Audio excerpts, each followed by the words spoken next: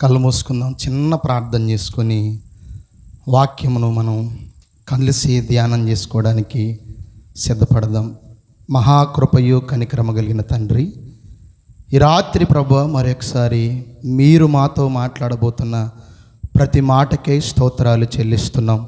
తండ్రి, మాతో మాట్లాడేది గ్రామ సర్పంచ్ కాదు, ఒక ప్రాంతానికి సంబంధించిన ఎమ్మెల్యే ఎంపీ కాదు, దేశానికి ప్రధాని కాదు, ఒక రాజు కాదు, ప్రపంచములను నిర్మించిన మహా గొప్ప దేవుడవు. నీవు మాతో మాట్లాడబోతున్నావంటే ఎంత భాగ్యవంతులం ప్రభువా. కాబట్టి రాత్రి ప్రభువా మేమందరము నీ మాటలను శ్రద్ధగా వినడానికి సహాయం చేయండి. పరిశుద్ధాత్మదేవా, నన్ను బలపరచండి. నా హృదయములో ఏదైతే మీరు విత్తారో అది మీ బిడ్డలకు తెలియజేసే జ్ఞానమును మీరు నాకు అనుగ్రహించమని ప్రార్థన చేస్తున్నాం.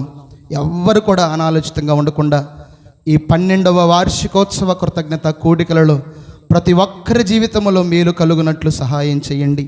అయ్యా, నీవు మాట్లాడితే అయ్యా మట్టి శరీరాన్ని అయినా నీ మహిమ కలిగిన మాటలు ప్రభు మాకు తెలియజేస్తావని చేరి వచ్చిన చిన్నలు, పెద్దలు, వృద్ధులు, యవనస్తులు అందరినీ కూడా నీ స్వాధీనములోనికి తీసుకొని వచ్చి నీవే ఈ రాత్రి మా మధ్యలో ఒక మహాదుర్గమై నిలిచి మమ్మల్ని అందరినీ బలపరచమని వేడుకొనుచు యేసుక్రీస్తు గణనామములో ప్రార్థించి అడిగి వేడుకొని పొందుకొని ఉన్నాం మా పరమ తండ్రి, ఆమేన్.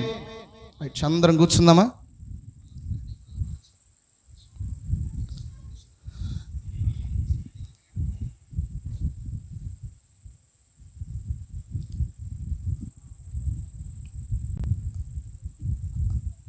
ఆ చివరిన చిన్నపిల్లలు ఉన్నారు, వాళ్ళ గురించి బాగా నాకు తెలుసు.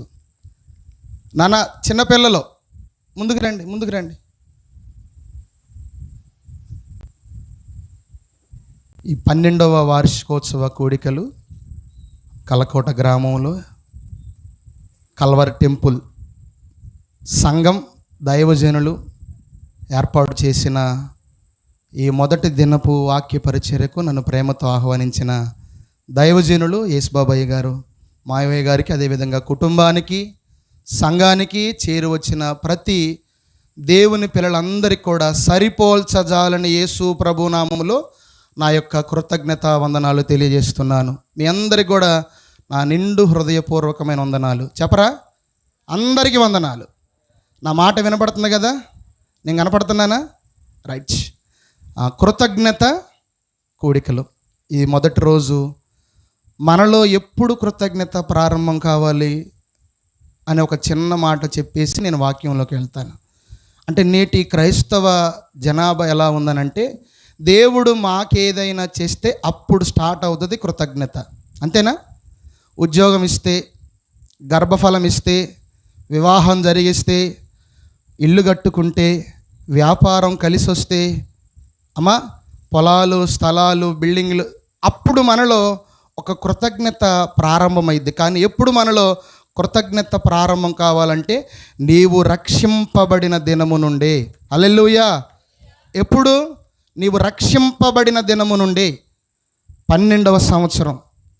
ఇది నేను అనుకునేది కృతజ్ఞతతో దైవజనులు ఏర్పాటు చేసిన కూడికలు. ఎందుకనంటే 12 సంవత్సరాల క్రితం దేవుడు రక్షించుకొని ఆయుష్ను పొడిగించి ఆరోగ్యాన్ని ఇచ్చి ప్రతి ప్రమాదం నుండి, అనారోగ్య పరిస్థితుల్లో నుండి, మరణ పడకల మీద నుండి దేవుడు లేవనెత్తాడని ఈ రాత్రి జరిగిస్తున్న ఈ కూడికలు కృతజ్ఞతతో, సేవతో కలిగిన కూడికలు. హల్లెలూయా. అవునా కదా? దైవదాసుల యొక్క ప్రేరణ బట్టి ఈ రాత్రి ఈ గ్రామంలో ఈ విధంగా కూడుకోవడానికి దేవుడు మనకి కృపనిచ్చాడు. మీరు కృతజ్ఞతను కనపరుస్తూనే ఉండండి. దేవుడు మేలు వెంబటి మేలు మీ జీవితంలో జరిగిస్తాడు. హల్లెలూయా. కృతజ్ఞత చూపకపోతే మనిషి కూడా సహాయం చేయడం. ఇచ్చేవారికే ఇష్టం. ఇచ్చినప్పుడు థ్యాంక్స్ అని చెప్పి సర్దుకుంటే రెండోసారి ఇవ్వడు. 10,000 ఇస్తే మరలా తిరిగి 10,000 ఇచ్చాడు అనుకోండి, మరలా మనం 10,000 అడగకుండా ఇస్తాం. దేవుడు కూడా అంతే. నేనుండి కోరేది నీ జీవితంలో మేలులు జరిగించినప్పుడు నీవు చూపాల్సింది కృతజ్ఞత. హల్లెలూయా. ఒక వాక్యాన్ని మనం బైబిల్ గ్రంథంలో చదువుకుందాం. చూడండి, యోవేలు గ్రంథము మొదటి అధ్యాయము 4వ వాక్యం. యోవేలు గ్రంథము మొదటి అధ్యాయము 4వ వాక్యం చదువుదామా?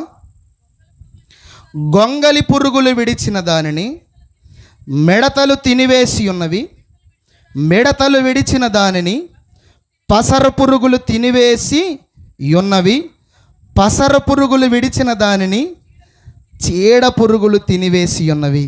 ఏంది అయ్యగారు మొత్తం పురుగులు చదివిస్తున్నాను అనుకున్నారా? అమ్మా, అక్కడ మనం నేర్చుకోవాల్సిన విషయం ఏంటనంటే, యోవేలు భక్తుడు ఇశ్రాయేలు కుటుంబాలతో, ఇశ్రాయేలు ప్రజలతో దేవుని చేత ప్రేరేపించబడి ఈ పెంతుకోస్తు ప్రవక్త ప్రవచిస్తున్న మాట ఏంటనంటే, ఇశ్రాయేలు కుటుంబాలు, ఇశ్రాయేలు జీవితాలు, ఇశ్రాయేలు ప్రజల యొక్క బ్రతుకులు తినివేయబడ్డాయి. దేవునికి స్తోత్రం. ఆ మాట అర్థమవుతుందా? అర్థమైన వాళ్ళు మీ చేతులు ఒకసారి ఊపుతారా? ఎందుకంటే వెనకున్న వాళ్ళు నాకు కనపడట్లా. వెలుగులో ఉన్న వాళ్ళు కనపడుతున్నారు, చీకట్లో ఉన్న వాళ్ళు నాకు కనపడట్లా. మళ్ళొక్కసారి మాట చదువుకుందామా? ఈ రాత్రి దేవుడు ఖచ్చితంగా మనతో మాట్లాడబోతున్నాడు. నేను బలంగా నమ్ముతున్నాను. నేను ఎక్కడ వాక్య పరిచర్యకి వెళ్ళినా ఆ రోజు ఉపవాసం ఉండి కనిపెట్టి ప్రభు సన్నిధిలో ప్రార్థన చేసుకుని వస్తా. మరొకసారి ఆ మాట చదువుకుందాం. గొంగలి పురుగులు విడిచిన దానిని మిడతలు తినివేసి ఉన్నవి, మిడతలు విడిచిన దానిని పసర పురుగులు తినివేసి ఉన్నవి, పసర పురుగులు విడిచిన దానిని చీడ పురుగులు తినివేసి ఉన్నవి. రాత్రి ఇశ్రాయేలు కుటుంబాలతో యోవేలు అనే భక్తుడు తెలియజేస్తున్న మాట ఏంటంటే, మీ కుటుంబాలు, మీ బ్రతుకులు, మీ జీవితాలు తినివేయబడుతున్నాయి. ఏమండి, మన బ్రతుకులు, మన జీవితాలు, మన కుటుంబాలు ఎలా ఉన్నాయి ఒకసారి రాత్రి మనం జ్ఞాపకం చేసుకోవాలా. ఒకసారి మనం కూడా ఆలోచిస్తే మన బ్రతుకులు ఎలా ఉన్నాయి? తినివేయబడుతున్నాయా, బాగున్నాయి అంటారా? 4 విషయాలు. ఒకటి, గొంగలి పురుగులు అంటే విచారములు. గుర్తుపెట్టుకోవాలి. ఒకటి, గొంగలి పురుగులు అంటే విచారములు. రెండవది, మిడతలు అంటే శత్రువులు. మూడవది, పసర పురుగులు అంటే అనారోగ్యములు. 4వది, చీడ పురుగులు అంటే పాపము. హల్లెలూయా. రాత్రి మనం జాగ్రత్తగా ఈ వాక్యాన్ని మనం కలిసి ధ్యానం చేద్దాం.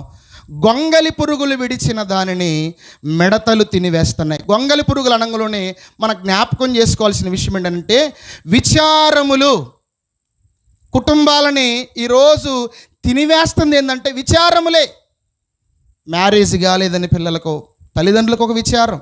మ్యారేజ్ అయితే పిల్లలకు గర్భఫలం లేదని ఒక విచారం. భార్యాభర్తలు సరిగ్గా ఉండట్లేదని ఒక విచారం.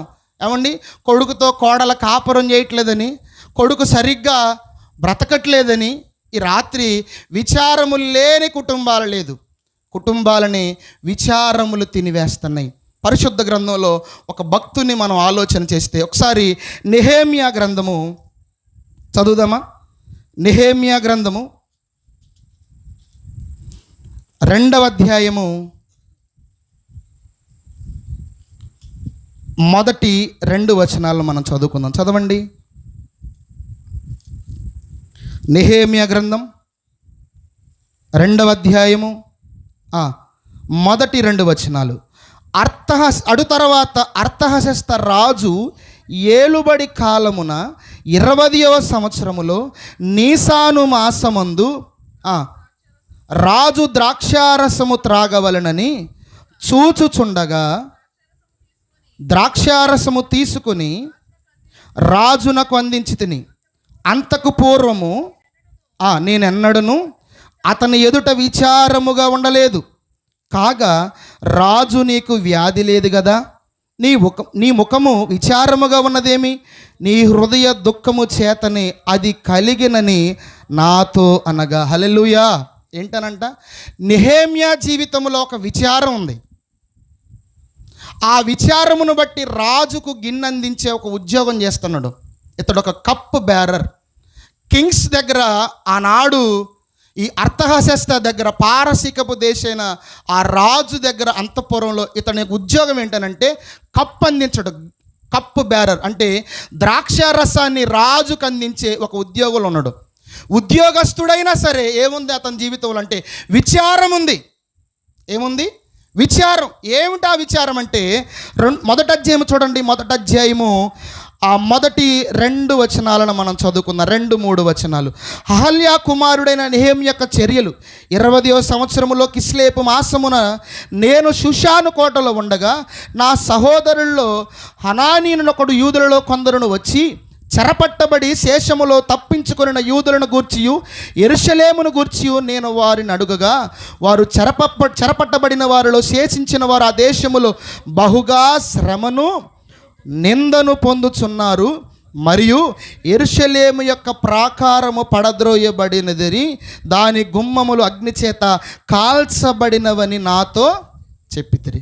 అతడు కొన్ని సంగతులు యెరూషలేము నుండి షూషాను ప్రాంతానికి వచ్చిన కొందరి సహోదరుల ద్వారా కొన్ని మాటలు విన్నాడు. ఏంటనంటే మన పట్టణం ఎలా ఉంది, మన గ్రామం ఎలా ఉంది, మన కుటుంబాలు ఎలా ఉన్నాయి, మన సహోదరులు ఎలా ఉన్నాయి అని నెహెమ్యా అడిగినప్పుడు నెహెమ్యా చెప్తున్న మాట ఏంటి తెలుసా? అయ్యా, మన పట్టణాలు బాగలేదు, మన కుటుంబాలు బాగలేదు, మన సహోదరుల జీవితాలు బాగలేదు, వాళ్ళు బహుగా శ్రమ పడుతున్నారంట, బహుగా నిందలు అనుభవిస్తున్నారంట, మన పట్టణ ప్రాకారం కోల్చబడింది, మన మందిరము పడద్రోయబడిందని ఆ విషయము నెహెమ్యా వినంగలోనే నెహెమ్యాలోనికి ఒక భారం వచ్చేసిందండి.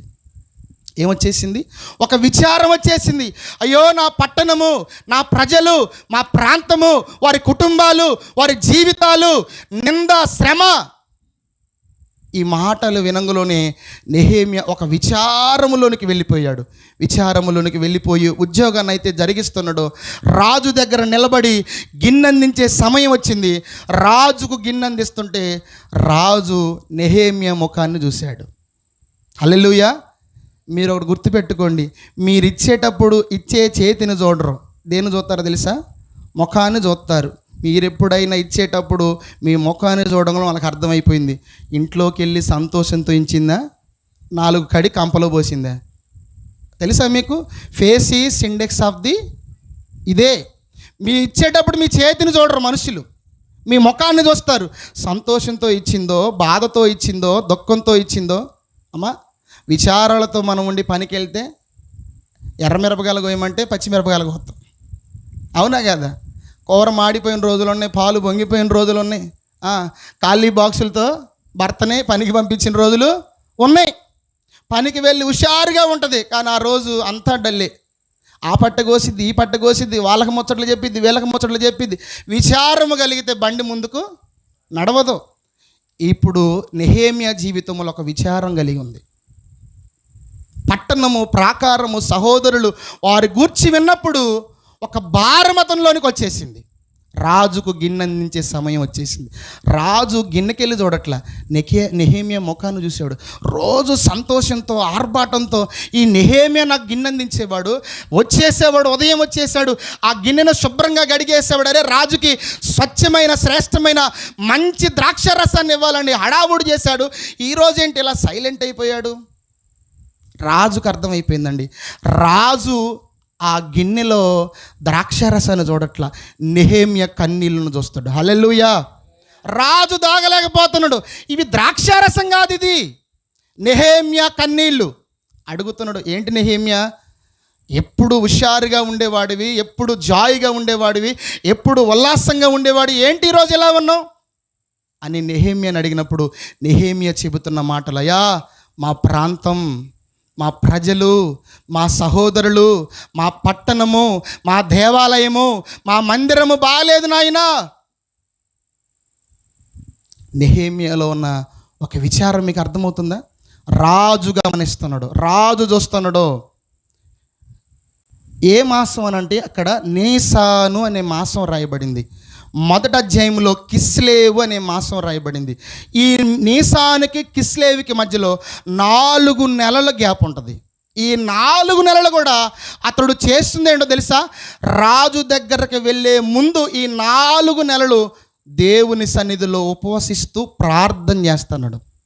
కిస్లేవు మాసం ఒక దుఃఖకరమైన దుర్వార్త వింటున్న సమయం అది. కిస్లేపు మాసం ప్రాకారం పడగొట్టబడిందన్న ఒక భయంకరమైన వార్తలు విన్న నెలది. నీసాను మాసం వచ్చేసరికి ఈ 4 నెలలు ప్రభు సన్నిధిలో కనిపెట్టి ప్రార్థన చేసి ఇప్పుడు రాజు ముందు నిలబడితే రాజు గమనిస్తుండే తన ముఖ విచారముతో, హృదయము దుఃఖముతో బాధపడుతుంది.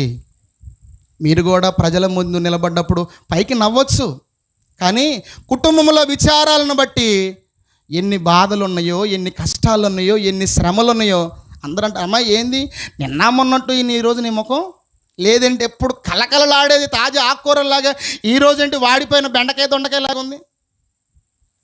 ప్రజల ముందు మనం సంతోషంతో నిలబడవచ్చు, కానీ ఒక విచారం మనల్ని తినివేస్తుంది. ఈరోజు కుటుంబాల విచారాలు తినివేస్తున్నాయి.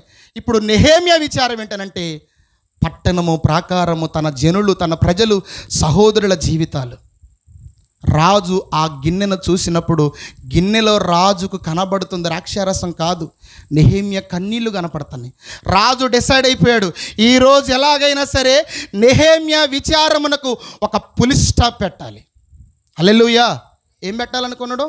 ఒక పులి స్టాప్. కప్పు అందిస్తుంటే, గిన్నె అందిస్తుంటే, ఆగాగు నేను దాగను, పక్కన పెట్టేసి అసలు ఈరోజు నీ సంగతి ఏందో నేను చూడాలా, నీ విషయం ఏంటో, నీ విచారం ఏంటో, అసలు నీ స్థితి ఏంటి ఈరోజు నేను తేల్చేయాలా. నేను ఈరోజు ద్రాక్షారసం తాగను, కింద పెట్టేసి అన్నాడు. చెప్పు నీ బాధ ఏంటి చెప్పినప్పుడు తన యొక్క సహోదరుల గురించి, వాళ్ళ కుటుంబాల గురించి, వాళ్ళ జీవితాల గురించి చెప్పినప్పుడు రాజు అంటున్న మాట, ఏం కావాలి నీకు, ఏం చేయాలి నేను నీకు, ఏమండి ఏం జరిగించాలి నీకు. ఒకవేళ రాజుగారు మాత్రం ఆ విచారాన్ని తీర్చకపోతే రోజు తాగు, ముఖం అటు చెయ్యి, అంతే కదా. భార్యాభర్తలుగా మాట్లాడుకున్నప్పుడు ప్లేట్కి వెళ్ళేది అంటాడు, ఇక అటు చూడ్డా అమ్మగారికి వెళ్ళి. మీకు లేవు అనుభవాలు ఉన్నాయా? ఉన్నాయి అన్నోళ్ళు హల్లేలు చెప్పండి ఒకసారి. ఏందమ్మా చెప్పరా? నాకున్నాయి లేండి, అందుకే చెబుతున్నా. మీకు అర్థమవుతుందా?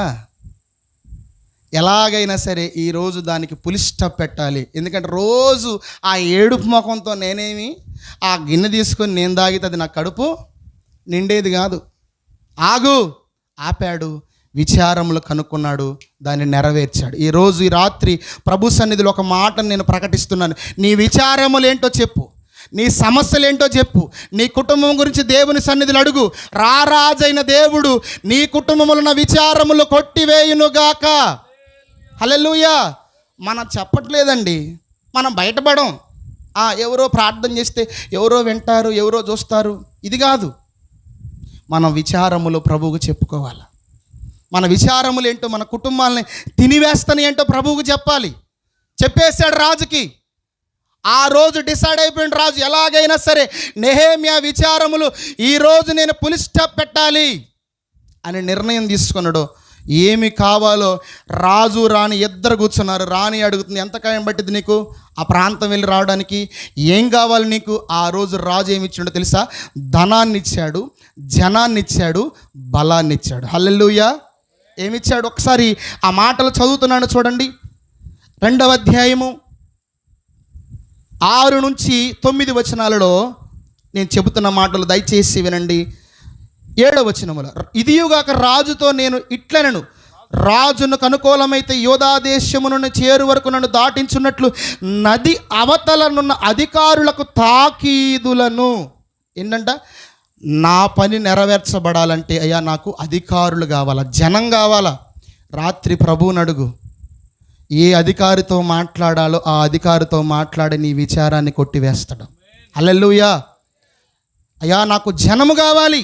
తర్వాత చూడండి 8వ వచనములో, పట్టణ ప్రాకారమును మందిరముతో సంబంధించిన కోట గుమ్మములకు నేను ప్రవేశింపబో ఇంటికి దూలములను మ్రాలను ఇచ్చునట్లుగా రాజుగారి అడవులను కాయు ఆసాపునకు ఒక తాకీదును, ఒక లెటర్ ఇచ్చాయి, ఒక తాకీదును పంపించాయి. మందిరాన్ని కట్టుకోవడానికి, నా ఇంటిని కట్టుకోవడానికి, నేను ప్రవేశించబోయే ఇంట్లో కావలసిన వాటన్నిటికీ అడవులను కాసే రాజు యొక్క ఆసాపుకు ఒక తాకీదు పంపించమంటాడు. ఏమిచ్చాడో తెలుసా? జనాన్ని ఇచ్చాడు, ధనాన్ని కూడా ప్రభు సమకూరుస్తున్నాడు. హల్లెలూయా. ఎందుకని? 4 మాసాలు ఎంత నలిగిపోయాడనండి. 4 నెలలు కూడా ప్రభు సన్నిధిలో ఉపవసిస్తూ కన్నీరు గారుస్తూ ఈ 4 మాటలే. ఈ రాత్రి మీరు ప్రభువుని అడగలిగితే, మనకు తెలుసు ఇర్మియా గ్రంథం 31 అధ్యాయం 13వ వచనంలో రాయబడిన మాట, విచారమును కొట్టివేసి ఆనందము కలిగించే దేవుడు. ఏమిచ్చాడు ఆయన? జనాన్ని ఇచ్చాడు, ధనాన్ని ఇచ్చాడు. కింద చూడండి, ఆ 2వ అధ్యాయము 9వ వచనములో, తరువాత నేను నది అవతలనున్న అధికారుల యొద్దకు వచ్చి వారికి రాజు యొక్క తాకీదులను అప్పగించి తిని, రాజు నాతో కూడా సేనాధిపతులను గుర్రపు రౌతులను పంపించెను. హల్లెలూయా. బలాన్ని కూడా ఇచ్చి పంపించాడు. హల్లెలూయా. ఈ రాత్రి ప్రభు సన్నిధిలో నీవు నీ విచారములు చెప్పగలిగితే, నీకు జనమా, నీకు ధనమా, నీకు బలమా, ఏది కావాలో ప్రభువుని అడుగు.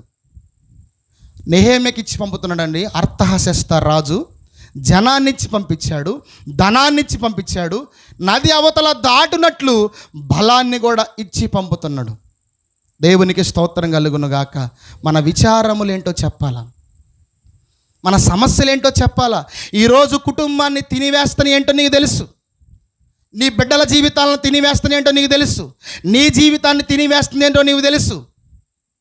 కానీ మనం ఎలా ఉన్నామో తెలుసా? ఏమీ పట్టనట్టు విచారములతో ఈరోజు కుటుంబం కుమిలిపోతుంది. విచారములతో ఈరోజు కుటుంబాలు కమిలిపోతున్నాయి.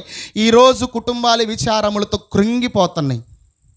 రాజు దగ్గర నిలబడే సమయం కంటే ఈ 4 నెలలు నెహెమ్యా చేసింది మనం జ్ఞాపకం చేసుకోవాలి. చెప్పండి. గొంగలి పురుగులు విడిచిన దానిని మిడతలు తినివేస్తున్నాయి, మిడతలు విడిచిన దానిని పసర పురుగులు తినివేస్తున్నాయి, పసర పురుగులు విడిచిన దానిని చీడ పురుగులు తినివేస్తున్నాయి. చెప్పండి. గొంగలి పురుగులంటే విచారములు.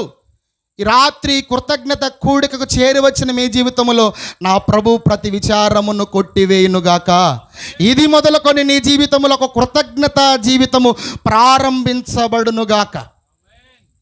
2వ మాట మనం జాగ్రత్తగా గమనిస్తే, గొంగలి పురుగులు విడిచిన దానిని మిడతలు తినివేస్తున్నాయి. మిడతలంటే మనం బైబిల్ గ్రంథంలో ఆలోచిస్తే శత్రువులు.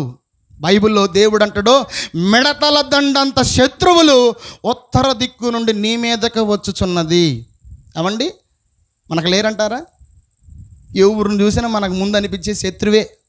మనకు ఎవరిని చూసినా పచ్చకామరలోడికి లోకం అంతా పచ్చగన్నట్లు ఏ వ్యక్తిని చూసినా ఒకడు అంటాడు, నాకు మా అమ్మ శత్రువు అంటాడు. అమ్మో, ఎంత పెద్ద మాట! ఏంటంట? మా అమ్మ నాకు శత్రువు, మా నాన్న నాకు శత్రువు, మా బంధువులు, మా రక్త సంబంధికులు. ఏమండి? 2వది మనం జ్ఞాపకం చేసుకోవాలి, మిడతలు అని అంటే శత్రువులు. ఒక మాట పరిశుద్ధ గ్రంథంలో చదువుదాం. చూడండి, ఆదికాండము 22వ అధ్యాయము 17వ వాక్యాన్ని మనం చదువుకుందాం. ఆదికాండము 22వ అధ్యాయము 17వ వాక్యం. చదువు.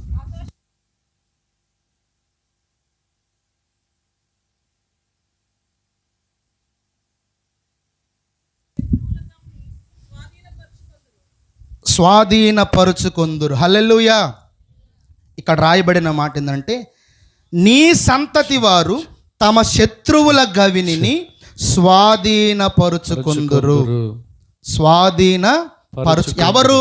నీ సంతతి వారు. అబ్రహాముతో దేవుడు చెప్తుండే, అబ్రహామా, శత్రువులను చూసి పారిపోవటం, శత్రువులను చూసి భయపడిపోవటం, శత్రువులకు లోబడిపోవటం, శత్రువులను చూసి జడిచిపోవటం కాదు, శత్రువుల గవినినే నీ సంతతి వారు స్వాధీనపరుచుకొందురు. మన దేవుడు ఎలాంటి దేవుడు అని అంటేనండి, శత్రువులను చూసి పారిపోయే విధంగా, శత్రువులను చూసి భయపడే విధంగా, శత్రువులను చూసి వారికి లోబడే విధంగా మన దేవుడు చేయడండి.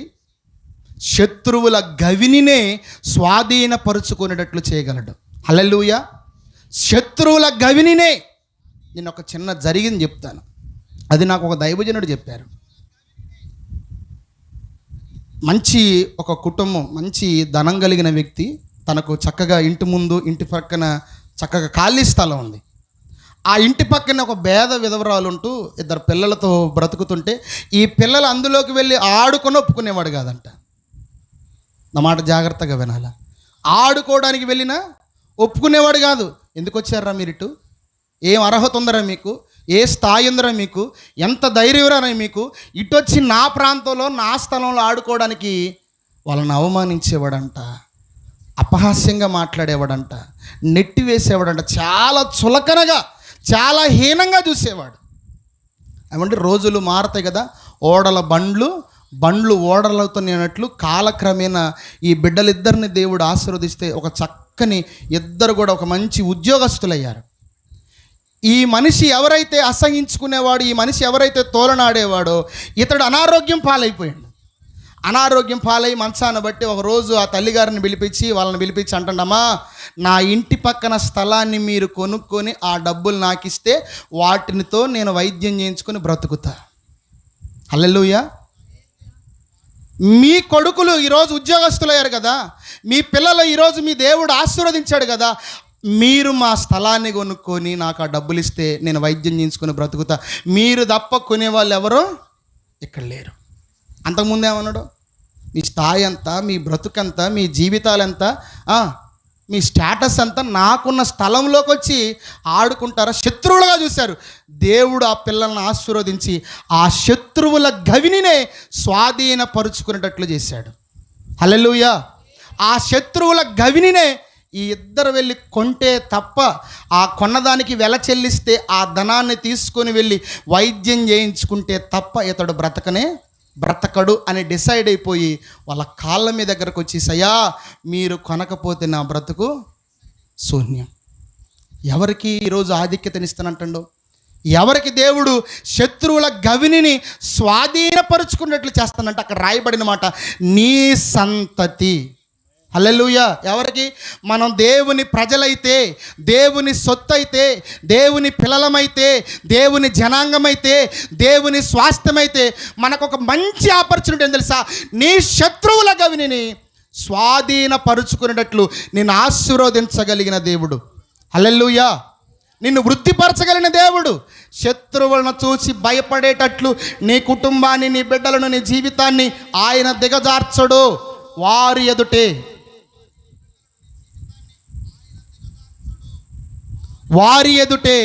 భోజనమును సిద్ధపరచగలిగిన దేవుడు. వారి ఎదుటే నీ కుటుంబాన్ని హెచ్చించగలిగిన దేవుడు. వారి ఎదుటే నిన్ను అభివృద్ధిలోనికి నడిపించగలిగిన దేవుడు. హల్లెలూయా. ఏమండి, వారి ఎదుట మనల్ని పారిపోయేటట్లు, వారి ఎదుట మనల్ని నేరసించేటట్లు చేయడం. చూసారా, యోసేపు జీవితం మనకు తెలుసు. అన్నలందరూ కూడా ఏమని భావించారు, తమ్ముడిని ఒక శత్రువులాగా భావించారు, ఒక శత్రువులాగా చూశారు. చంపుదాం అనుకొని చంపకుండా గుంటలో పడేసి ఇష్మాయేలులకు అమ్మేశారు. ఇష్మాయేలులకు అమ్మేస్తే ఐగుప్తు ప్రాంతానికి వెళ్ళి ఆ ప్రాంతంలో పోతీఫర్ దగ్గర ఒక వర్కర్గా జాయిన్ అయ్యాడు. ఆ వర్కర్ నుండి ఇతడు నమ్మకత్వాన్ని బట్టి, ఇతడు పరిశుద్ధమైన జీవితాన్ని బట్టి యవనస్తుడు ఒక 17 years ఏజ్లో వెళ్ళిపోయాడు అక్కడికి. అక్కడ నుండి పరిశుద్ధతను కాపాడుకుంటే ఇంటి బయట పనిచేస్తున్న వాడిని ఇంటిలో ఒక సూపర్వైజర్గా పెట్టుకున్నాడు. సూపర్వైజర్ కాదు, ఈ రోజు నుండి మొత్తం నీ చేతిలోని అకౌంట్స్ మొత్తం నువ్వు చూసుకోవాలని ఇంట్లో బీరువాలు ఎక్కడెక్కడ మొత్తం అని తీసుకొచ్చి చేతిలో పెట్టేశాడు. నేను తినటం తొంగోవటం తప్ప నాకు ఇంక వేరే మొత్తం నువ్వు చూసుకోవాలి అనుకుంటున్న సమయంలో యవనస్తుడు కదా, పోతీఫర్ భార్య ఇతని మీద కన్నుబడిపోయింది. అమ్మా, నేను నీతో ఈరోజు ఒక పాపం చేస్తుంటే నువ్వు నాకేదైనా ఇస్తావు, ఎందుకంటే ఒక ఉద్యోగస్తుని భార్యవే, ఒక దేశానికి ఒక హోమ్ మినిస్టర్ స్థాయిలో ఉన్న వ్యక్తి భార్యవి కాబట్టి నాకు ఏదైనా దొరికిద్ది. నువ్వు పోయిన తర్వాత ఏమండి, ఒక క్షణకాలం ఉండే చులకన వంటి ఈ ఆశల కొరకు ఈరోజు యవనస్తులు పరితపిస్తున్నారు. యోసేపు పడిపోలేదు, పడిపోతే 80 సంవత్సరాలు ఐగుప్తు దేశానికి ప్రధానమంత్రిగా ఏలుబడి చేయకుండే ఉండేవాడు. అలాగే నిలిచాడు, శ్రమల పాలైపోయాడు, చెరసాలలో వేయబడ్డాడు. ఏమండి, సహాయం చేసిన పానదాయకుల అధిపతి మర్చిపోయాడు, కానీ దేవుడు మరవలేదు. అక్కడ నుంచి చెరసాల నుండి సింహాసనానికి తీసుకొని వచ్చాడు. హల్లెలూయా. చెరసాల నుండి సింహాసనానికి తీసుకొని వచ్చేసరికి ప్రాంతంలో కరువు వచ్చేసింది. వీళ్ళుంటున్న కనాను ప్రాంతంలో, అన్నలుంటున్న కనాను ప్రాంతంలో కూడా కరువు వచ్చేసింది. వాళ్ళందరూ పట్ట చేత్తో పట్టుకొని వచ్చేసరికి దేవుడు యోసేపుని ప్రధానమంత్రి స్థాయిలో, ఆహారం పంచిపెట్టే స్థాయిలో దేవుడు గొప్పగా నిలబెట్టాడు. హల్లెలూయా. మన దేవుడు శత్రువుల ఎదుట మనల్ని సిగ్గుపరచడు. తగిన సమయమందు, ఏది తగిన సమయం తెలుసా? అన్నలు వచ్చేసరికి యోసేపుని సింహాసనం మీద పెట్టాడు. ఒకవేళ అన్నలో ఇంట్లో వర్కర్గా ఉన్నప్పుడు వచ్చిన, ఓ పనోడు అయిపోయింది రీడు, ఎంత నీచంగా మాట్లాడతారు ఏమండి. పనోడు ఓ పాలేరింట్లో, ఒకవేళ చెరసాలలో వేయబడ్డప్పుడు వచ్చి ఏం నేరం చేసిండు, ఆ రోజు వీడిని చంపితే అయిపోయేది, మాకు చెడ్డ పేరు వచ్చేది కాదు అన్నలు అనుకొని ఉండాలి. ఆ సమయానికి దేవుడు తీసుకురాల, హెచ్చించి ప్రధానమంత్రిగా పెట్టి ప్రపంచ దేశాలకు ఆహారాన్ని ఇచ్చే వ్యక్తిగా దేవుడు ఆశీర్వదించి శత్రువులుగా భావిస్తున్న అన్నల ఎదుట గొప్పవానిగా నిలబెట్టాడు మనం నమ్ముతున్న దేవుడు. హల్లెలూయా. ఈరోజు మన దేవుడు మనల్ని సిగ్గుపరచడో. ఈ మిడతల వంటి శత్రువుల ముందే దేవుడు మనల్ని గొప్ప చేస్తాడో. ఈరోజు కుటుంబాలను తినివేస్తున్నాయి ఈ శత్రువులుగా భావిస్తున్న వాళ్ళు. ఏమండి, ఈరోజు ఒక మంచి మాట చెప్తాను, జ్ఞాపకం చేసుకోండి. మనం అభివృద్ధి చెందుతుంటే, మనం ఆశీర్వదింపబడుతుంటే ఇద్దరు సంతోషపడతారండి. పక్కింటోళ్ళు ఎదురింటోళ్ళు కాదు. వాళ్ళకి బిర్యానీ తిన్న తర్వాత గ్యాస్ స్టవ్లు పెట్టింది అట్టుంటుంది. ఎవరో తెలుసా? తల్లిదండ్రులు, రెండవది సేవకుడు. హల్లెలూయా. తల్లిదండ్రులు సంతోషపడతారు, ఈరోజు నా కొడుకు, నా కూతురు, నా బిడ్డ ప్రయోజకురాలు అయిపోయింది, ప్రయోజకుడు అయ్యాడని. రెండోది సేవకుడు సంతోషపడతారు. ఎందుకు తెలుసా? అంతకుముందు ఒక 10 రూపాయలు ఇంటికి వస్తే, ఒక 100 రూపాయలు చర్చిలో ఒక కానుక వేసేవి, 10 రూపాయలు ఇంటికి వస్తే ప్రార్థన చేస్తే ఒక 100 రూపాయలు ఇచ్చేవాడివి. ఇప్పుడు నీ స్థాయి, నీ స్థితి దేవుడు మారిస్తే సేవకుడు సంతోషపడతారు. ఎందుకు? ఇంటికి వస్తే ఆనాడు మంచినీళ్ళు, టీ నీళ్ళు ఇస్తే ఈరోజు మంచి కప్పు కాఫీ. అంతకు మించి ఆస్తి రాసిస్తారా? చెప్పండి, నేను వస్తా రోజు మీ ఇంటికి. రాసి ఇవ్వరు. మీరు ఆశీర్వదించబడితే సేవకునికి సంతోషం. ఎందుకంటే అంతకుముందు ఒక 100 ఇచ్చేది ఇంటికి పోతే ఇప్పుడు ఒక 500 ఇస్తుంది. ఎందుకంటే దేవుడు హెచ్చించాడు కదా, దేవుడు ఆశీర్వదించాడు కదా. అంతే తప్ప మీరేదో ఆస్తులు రాసిస్తారని మాకు అస్సలు నమ్మకం లేదు. దేవునికి స్తోత్రం కలుగునుగాక. మీరు ఆశీర్వదించబడితే సంతోషించేది ఇద్దరే, ఒకటి తల్లిదండ్రులు, రెండవది మీ కొరకు ప్రయాసపడి కన్నీరు కారుస్తూ మీ ఆశీర్వాదం కొరకు, మీ అభివృద్ధి కొరకు పాటుపడుతున్న దైవ సేవకులు మాత్రమే. హల్లెలూయా. ఈరోజు గొంగలి పురుగులు, ఈరోజు మిడతలు కుటుంబాలను తినివేస్తున్నాయి. మన దేవుడు శత్రువుల ఎదుట, మన దేవుడు వారి గవిని స్వాధీనపరుచుకున్నట్లు మనల్ని ఆశీర్వదించే దేవుడు. మూడో మాటని జ్ఞాపకం చేస్తున్నాను. చెప్పండి. గొంగలి పురుగులంటే, పురుగులు గుర్తుపెట్టుకోమాకండి తల్లే, అవి పెట్టుకోమాకండి. విచారములు. అయ్యగారు ఏం చెప్పిండు? పురుగుల గురించి చెప్పిండు అని ఇంటికి పోయి.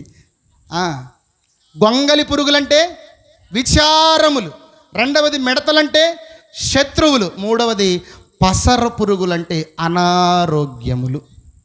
ఈరోజు ఎవరిని కదిలిచ్చినా కింద బొటనీళ్ళ నుంచి నెత్తిన ఇంటర్ వరకు కూడా మాకు ఇన్ని రోగాలు ఉన్నాయని ఇక లిస్ట్ వెంబడి లిస్టు. నాకు డాక్టర్లు అనిపించింది, ఈ రోగాలకి వీళ్ళు మందులు కనుక్కోవటమే. హల్లెలూయా.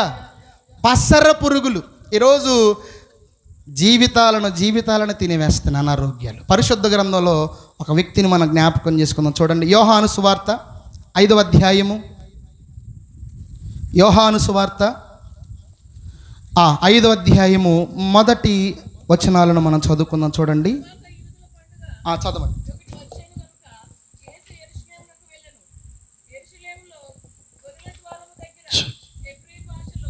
బెతస్తా అనబడిన యొక్క కోనేరు కలదు, దానికి 5 మండపములు కలవు.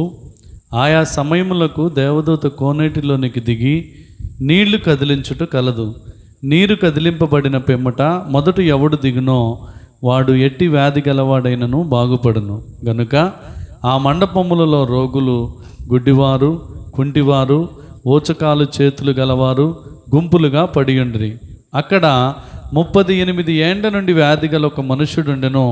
యేసు వాడు పడియుండుట చూసి, వాడు అప్పటికీ బహుకాలము నుండి ఆ స్థితిలో ఉన్నాడని ఎరిగి, స్వస్థపడగోరుచున్నావా అని వానిని అడుగగా. హల్లెలూయా. జాగ్రత్తగా నాకెళ్ళి చూడండి. ఏంటంటే అది సమయం ఫెస్టివల్, జూయిష్ ఫెస్టివల్, యూదుల పండగకి ఆడికి పోవాలి. అసలు యేసు ప్రభు మీరు హాస్పిటల్కి పోతారు పండక్కి. ఆయన కోనేటి దగ్గరకు వచ్చాడు. యూదులు సంవత్సరానికి 3 సార్లు యెరూషలేమునకు రావాలా.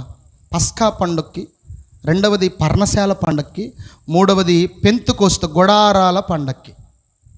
హల్లెలూయా. ఈ 3 పండగలకి యూదుల ఆచారం ఏంటనంటే యెరూషలేమునికి వెళ్ళాలి, దేవాలయంలో కనపడాలి. కానీ యేసు ప్రభు ఎక్కడికి వచ్చిండో తెలుసా? కోనేటి దగ్గరకు వచ్చాడంట. నాకు అసలు అర్థం కాలే. పండక్కి మేమైతే బిర్యానీ చికెన్ తెచ్చుకుంటాం, శుభ్రంగా చుట్టాలను పిలుచుకుంటాం, లేకపోతే వాళ్ళు వద్దనుకుంటే మేమే శుభ్రంగా తింటాం. తర్వాత అరగలేదని ఒక థమ్సప్ స్ప్రైట్ తెచ్చుకొని చెప్పండి, నిజమే చెప్పేది నేను. కానీ యేసు ప్రభు ఎక్కడికి వెళ్ళాడంట? కోనేటి దగ్గరికి వెళ్ళాడంట. పండగలో కోనేటి దగ్గర ఎవరున్నారంట? గుడ్డోళ్ళు, కుంటోళ్ళు, ఊచ చేయగలిగిన వాళ్ళు, రోగాలతో ఉన్న వాళ్ళు. వీళ్ళ దగ్గరికి యేసు ప్రభు వెళ్ళాడేంటి? పండగలు ఎక్కడికి వెళ్ళారు? బంధువుల దగ్గరికి వెళ్ళారు కదా. ఆయన అసలే ఒక దగ్గర ఉండడు. పొద్దున్న లేచిందంటే ఇక కాలుగాలని పిల్లలుగా ఊరంతా తిరగటమే. ఎందుకంటే ఏ మనిషిని బాగు చేయాలి, ఎవరికి సువార్త చెప్పాలి, ఎవరు దేవుని రాజ్యంలోనికి నడిపించాలి, ఎవరి జీవితంలో స్వస్థత జరిగి, ఇదే యేసు ప్రభుది. రాత్రి అయితే ప్రత్యేకించబడి ప్రతిష్ఠించుకొని కొండ మీద ప్రార్థనలో గడుపుతుంటాడు. రాక యెరూషలేముకు వచ్చిండు. చుట్టాలూరు ఏమండి, ఆ ప్రాంతానికి వెళ్ళి బంధువులను కలిసి ఎలా ఉన్నారు, మీరు ఎలా ఉన్నారని పలకరించట్లేదు. కోనేటి దగ్గరకు వచ్చాడంట. కోనేటి దగ్గరకు వచ్చినప్పుడు అక్కడికి యేసు ప్రభు ఒక వ్యక్తి కనపడ్డాడండి. ఎవరంటే 38 సంవత్సరాలతో వ్యాధి కలిగిన ఒక వ్యక్తి ఉన్నాడు. యేసు ప్రభుకి వయసు ఎంతప్పుడు? సుమారుగా ఒక 30 వేసుకోండి. ఇతను రోగానికి వయసు 38, సీనియర్ పేషెంట్ అయినా. అర్థమైందా? యేసు ప్రభుకి ఈయన రోగానికి ఉన్నంత వయసు లేదు. ఈయనకు రోగం వచ్చే 38 సంవత్సరాలు, యేసు ప్రభుకి 30 ఏండ్లు. అర్థమవుతుందన్నమాట. రోగం అంత వయసు లేదు యేసు ప్రభు, సీనియర్ పేషెంట్, జూనియర్ డాక్టర్ అన్నట్లు. కానీ ఆ సమయంలో యేసు ప్రభు తనను గమనిస్తే నన్ను బాగా ఆకర్షించిన మాట, వాడప్పటికి బహుకాలము నుండి వాడు పడియుండుట చూచి, హల్లెలూయా, పడియుండుట చూచి 38 సంవత్సరాలు కోనేటిని విడవలేదు. మనమైతే ఏదైనా అనారోగ్యం రాంగులోనే అయ్యగారి దగ్గరకు వచ్చి ప్రార్థన చేతకి ఏంలో పవర్ లేదనుకుంటా. ఏం లేదు, నీలో అసలు విశ్వాసం లేదు. అది చెప్పాలి ముందు. దేవుడు తన సేవకునికి అధికారం ఇచ్చాడు. హల్లెలూయా. నమ్మాలి ముందు మనం. ఇది 38 సంవత్సరాలు కోనేటిని విడవలేదండి. కోనేటిని విడవల. నన్ను బాగా హత్తుకున్న మాట ఈ మాట. 38 సంవత్సరాలు. ఒకవేళ ఆయనకు మ్యారేజ్ అయ్యి ఉంటే భార్య తీసుకొచ్చేది కొన్ని సంవత్సరాలు. ఇక భార్య కూడా చేతులు ఇచ్చేసింది, గివప్, వీడికి స్వస్థత రాదు, వచ్చి ఇంటికి వస్తలే అనుకుంది. పిల్లలు, నా మాట అర్థమవుతుందా? పిల్లలు తండ్రిని, ఇక తల్లి వదిలిపెట్టింది, పిల్లలు వదిలిపెట్టరుగా, నాన్నని తీసుకొచ్చారు కొన్ని సంవత్సరాలు. ఇక మా నాన్న ఎట్లా స్వస్థత పొందట్లేదు, ఒత్తి ఇటే వస్తాడు. అప్పుడప్పుడు బాబాయ్ మా నాన్న ఉన్నాడా? ఉన్నాడు అక్కడే ఉన్నాడు. ఇంకా స్వస్థ పొందుకొని వస్తారు కదా, వాళ్ళని అడుగుతూ ఉండేవాళ్ళు. కానీ అతని జీవితాన్ని ఆలోచిస్తేనండి 38 సంవత్సరాలు ఆడే ఉన్నాడంట. అసలు అక్కడి నుంచి కదలలేదు.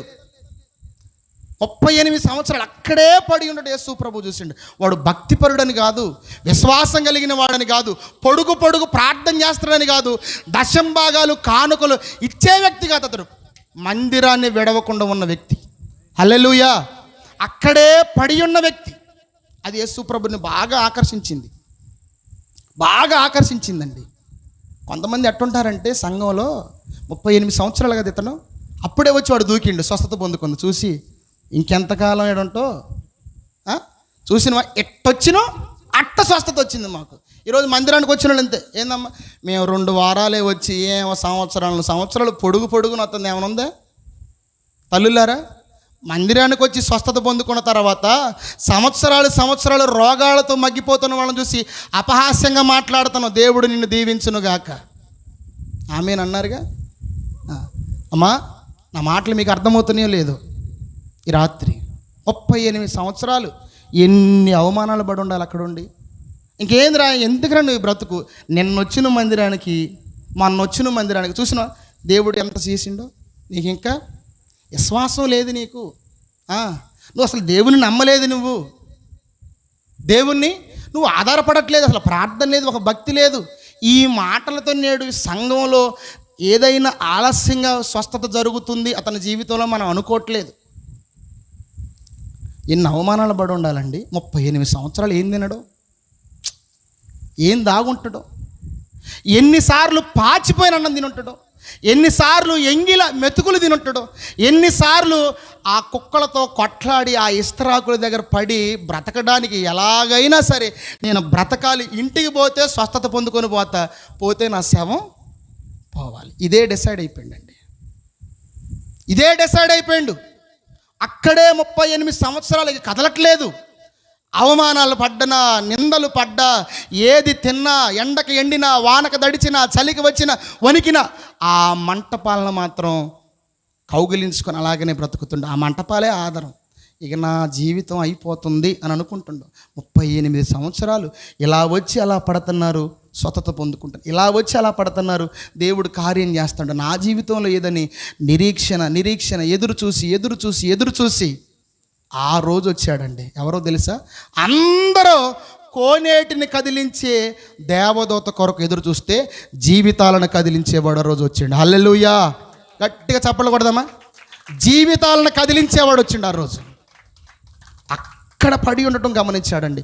ప్రియ దేవుని బిడ్డలారా, మీకు ఒక చెప్తా, మందిరంలో పడి ప్రార్థన చేయండి. కొన్ని లెక్కలు చెప్తా, దయచేసి సహకరించాలి. ఎన్ని సంవత్సరాలు? 38 years. ఒక మాట చూడండి, 4వ వచనములో ఆయా సమయములకు సంవత్సరము. ఎన్ని సంవత్సరాలు? నా మాటలు వినపడుతున్నాయా? 38 years. సంవత్సరానికి ఎన్ని రోజులు? 365 రోజులు. 38 ఇంటూ 365 రోజులు. ఒకసారి కొట్టండి, ఎంత వస్తుందో?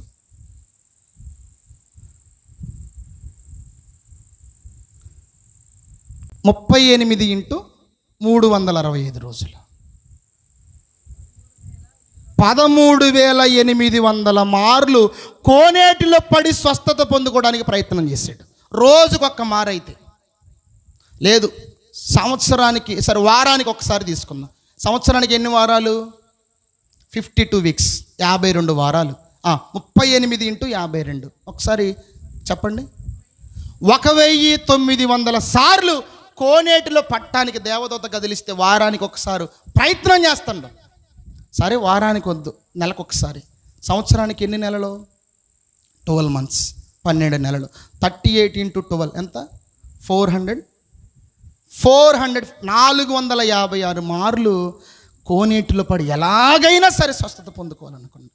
సరే, వారానికి ఒక్కసారి కూడా వద్దు, నెలకు ఒకసారి కూడా వద్దు, సంవత్సరానికి ఒక్క మారంటే ఎన్నిసార్లు? మన జీవితంలో 38 సార్లు ఏ వ్యాధి పోవాలి అని ఒక ప్రతిష్ఠించుకొని ప్రత్యేకించి ఉపవాసము చేసి ప్రభు సన్నిధిలో పడి కనిపెట్టినవా? చెప్పండి ఒక్కసారి. ఎందుకు బాటలేదు రోగాలంటే చేత్తేసేస్తావా, లేకపోతే రాను నేను, ఆయనకు ఆర్డర్లు వేస్తున్నాం మనం. 38 సంవత్సరాలండి. యేసుప్రభు అదికి బాగా ఆకర్షించింది. అక్కడి నుంచి విడిచిపెట్టిపోవడానికి ఇష్టపడలేదు, అక్కడే ఉన్నాడు. వస్తే స్వస్థత, పోతే ప్రాణం. మనం ఎన్ని మార్లు ప్రయత్నం చేసినావు? నాకు యేసుప్రభు స్వస్థత ఇవ్వట్లేదు, యేసుప్రభు నన్ను బాగు చేయట్లేదు, యేసుప్రభు ఏం చేయట్లేదు. అసలు నువ్వేం చేసినావు? రోజుకు ఒక్క మారంటే 13,000 సార్లు ప్రయత్నం చేసిండు. వారానికి ఒక్క మారంటే 1000 మార్లు ప్రయత్నం చేసిండు. నెలకొక్క మారంటే 400 మార్లు ప్రయత్నం చేసిండు. సంవత్సరానికి ఒక్క మారంటే 38 సార్లు. అక్కడి నుండి కదల్ల యేసుప్రభు, అక్కడి నుండి వెళ్ళిపోలేదు యేసుప్రభు. వచ్చాడు. స్వస్థపరచగోరుచున్నావా? నీకు స్వస్థత కావాలా? ఈరోజు చాలామంది లిస్ట్ చెప్తారు, కాశ్మీర్ నుండి కన్యాకుమారి, నా జీవితంలో, మా కుటుంబంలో, మా బంధువులకు అదొచ్చింది, ఇదొచ్చింది, అదొచ్చింది. మరి ఏం వచ్చింది? వచ్చిన నువ్వేం చేస్తాను? అసలు పసర పురుగులు, అనారోగ్యాలు మా కుటుంబాన్ని విడిచిపెట్టట్లేదు, నన్ను విడిచిపెట్టట్లేదు, పుట్టబోయేని కూడా విడిచిపెట్టవో తల్లులు. ఎప్పుడు స్వస్థత వస్తుంది మనకు తెలుసా? ఇదిగో ఇలాగ ప్రభు సన్నిధిలో పడి, ప్రభువు మీద ఆధారపడి, దేవుని సన్నిధిని విడవకుండా, మందిరాన్ని విడవకుండా మనము నిజముగా ప్రార్థన చేస్తే స్వస్థపరచబడి స్వస్థపరిచే దేవుడు నీ యొద్దకు దిగి వస్తాడు. హల్లెలూయా! నువ్వు ఎక్కడికో తిరగడానికి అవసరం లేదు, ఎక్కడికో వెళ్ళడానికి అవసరం లేదు. ప్రభు సన్నిధిలో కనిపెట్టుండు. 38 సంవత్సరాలండి, 38 సంవత్సరాలు. పసరు పురుగు తినివేస్తుంది, పసరు పురుగు తినివేస్తుంది, పసరు పురుగు అనారోగ్యం తినివేస్తుంది. స్వస్థపరచబడ్డడు. ఎక్కడుండో తెలుసా? ఒక్క మాట చూడండి, 14వ వచనం. అటు తర్వాత యేసు దేవాలయములో, మనం దేవాలయంలో ఉండం, ఇంటి ఊర్లు తిరుగుతాం, బాగుపడ్డాను నేను, స్వస్థత పొందుకున్నాను. ఎక్కడ ఉన్నాడు ఇతడు? బాగుపడిన తర్వాత దేవాలయములో కనపడుతున్నాడు. హల్లెలూయా. దేవుడు నన్ను బాగు చేశాడని కృతజ్ఞతతో దేవాలయాన్ని విడవట్లేదు. ఆ రోజు మంటపాన్ని విడవలేదు, ఈరోజు దేవాలయాన్ని విడవట్లేదు. ఒక మాట చెప్తాను, స్వస్థత పొందుకున్న తర్వాత మరలా అనారోగ్యం వస్తుంది అని అంటే నీవు దేవుని సన్నిధిని, దేవాలయాన్ని విడుస్తున్నావు. అందుకే యేసు ప్రభువు అంటాడు, మరలా జాగ్రత్త. అదే చూడండి, అక్కడ కింద ఏమంటుండో, స్వస్థత పొందుతివి మరి ఎక్కువ కీడు నీకు కలగకుండునట్లు జాగ్రత్త బిడ్డ. స్వస్థత పొందుకున్నావు, మంటపంలో పడి ఉన్నావు 38 సంవత్సరాలు, ఆఖరి కడశ్వాస వరకు దేవుని మందిరంలో పడి ఉండాల. హల్లెలూయా. ఒకవేళ లేదు, స్వస్థత పొందుకున్న తర్వాత బంధువులు, చుట్టాలు, రక్త సంబంధికులు, ఏందమ్మా ఈరోజు మందిరానికి రావట్లేదంటే, బంధువుల దగ్గరికి వెళ్ళి ఫంక్షన్లో చేసుకోవాలి, కనపడాలా. ఆ రోజు స్వస్థత కొరకేమో మంటపాన్ని విడవలేదు 38 సంవత్సరాలు. స్వస్థత పొందుకోంగలోనే దేవాలయంలో ఇతర కనపడుతుండే, మనం మాత్రం ఏ బజారు చూసినా మనమే ఉంటాం. హల్లెలూయా. నాకు చాలా బాధాకరమైన విషయం మడుపల్లిలో జరిగిందండి. స్కూల్కి వస్తాడు కుర్రోడు, ఇద్దరు, ఒకళ్ళు ఫస్ట్ క్లాస్, ఒకళ్ళేమో ఫోర్త్ క్లాస్. బాగా తాగాడు, భయంకరమైన గడ్డ. కాజీపేట ఫాతిమా హాస్పిటల్, క్యాన్సర్ హాస్పిటల్లో తీసుకెళ్తే 3 కేజీల గడ్డ తీశారు తొడ మీద, క్యాన్సర్ గడ్డ. చనిపోతాడు అనుకున్నాడు, దేవుడు స్వస్థపరిచాడు. స్వస్థపరిచిన తర్వాత బాప్తీసం పొందాడు, చక్కగా మందిరానికి వచ్చాడు. 1 సంవత్సరం గడిచిన తర్వాత గుర్రం గాడిదైద్ది అంటారు కదా, ఇక రాలా. మరలా లోక సంబంధం, మరలా లోక జీవితం, మరలా పాపం, గుట్కాలు, సిగరెట్లు ఇవన్నీ తింటూ మళ్ళీ మొదలేసిండు. మరలా హాస్పిటల్కి పోయిండు, ఇంటికి రాలా. నేను మాట మీకు అర్థమవుతుందా?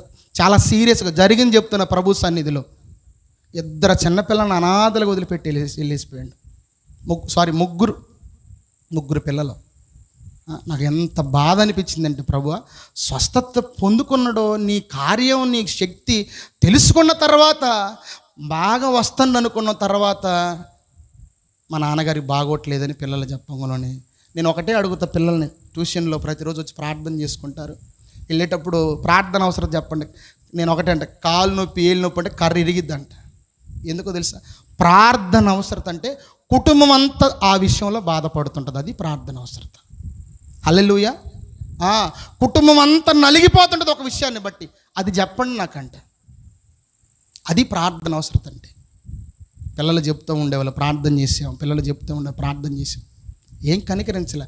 చెప్పిండు, స్వస్థత పొందుకున్నావు, మరీ ఎక్కువ కీడు కలగకుండా ఉండాలి అని అంటే నువ్వు దేవాలయములో కృతజ్ఞతతో బ్రతకాలి. హల్లెలూయా. ఈరోజు నా జీవితాలలో జరిగించిన వాటిని బట్టి కృతజ్ఞతతో బ్రతికితే నువ్వు అభివృద్ధి ఆశీర్వాదములోనికి వెళతావు. లేదంటే మరలా డౌన్ఫాల్. చెప్పండి, గొంగలి పురుగులు విడిచిన దానిని మెడతలు తినివేస్తున్నాయి, మెడతలు విడిచిన దానిని పసరు పురుగులు తినివేస్తున్నాయి, పసరు పురుగులు విడిచిన దానిని చీడ పురుగులు.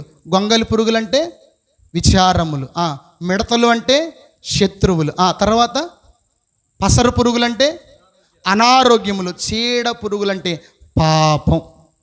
ఇవేమి పట్టినా తినివేసిన కానీ ఈ పాపం పడితే కుటుంబాన్ని తినివేయటం ఉండదు, నాశనమే. ఏమండి? అవన్నీ తినివేయంగా మిగిలింది ఈ పాపం తినివేస్తుంది.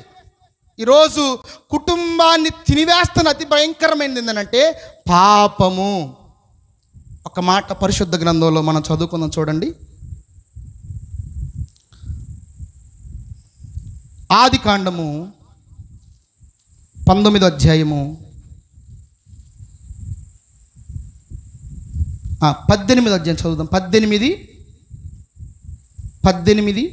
20 చదువుతారా?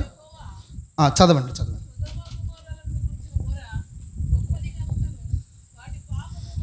వాటి పాపము బహుభారమైనది గనుకను. చాలు. తర్వాత 19వ అధ్యాయము 24, 25 వచనాలు చదువుకుందాం. అప్పుడు యెహోవా సొదొమ మీదను గొమొర్రా మీదను యెహోవా యొద్ద నుండి గంధకమును అగ్నిని ఆకాశము నుండి కురిపించి ఆ పట్టణములను, ఆ మైదానమంతటిని, ఆ పట్టణములలో నివసించిన వారినందరినీ నేల మొలకలను నాశనము చేసెను.